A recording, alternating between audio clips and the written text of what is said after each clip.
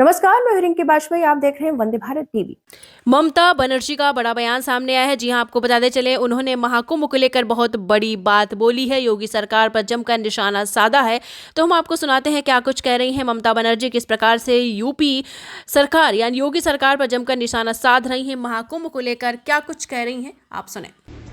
আমি মহাকুম্ভকে সম্মান করি, আমি শ্রদ্ধা জানাই, পবিত্র গঙ্গা মাকে আমি সম্মান করি, কিন্তু প্ল্যানিং না করে এত হাইপ তুলে এত লোকের মৃত্যু বললেন 30 জন, কথাটা কি সঠিক? কত ডেড বডি ভাসিয়ে দিয়েছেন নদীতে, কত হাজার হাজার, 8বার আগুন লেগেছে। বড় লোক আর ভিআইপিদের জন্য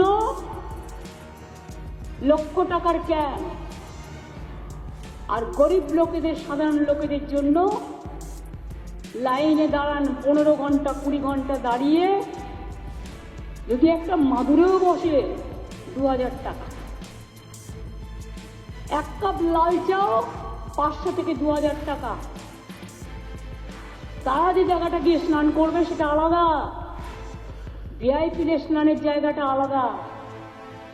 আর সেই জলটা আপনারা দূষিত করেছেন, বিষাক্ত করেছেন মহাকুম্ভের পবিত্র জায়গাটা।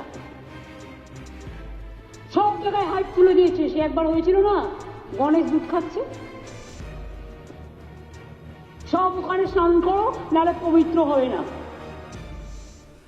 মৃতদেহের ওপর দিয়ে যারা এই হাইপ তুলছেন আর টাকা কামানোর জন্য ধর্মকে বিক্রি করছেন, তাদের আমি মন থেকে মেনে নিতে পারি না।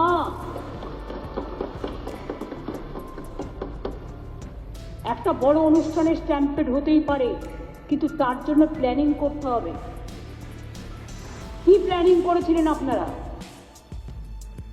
মহাকুম্ভ শুরু হওয়ার দিন পর্যন্ত কোনো প্ল্যানিং হয়নি।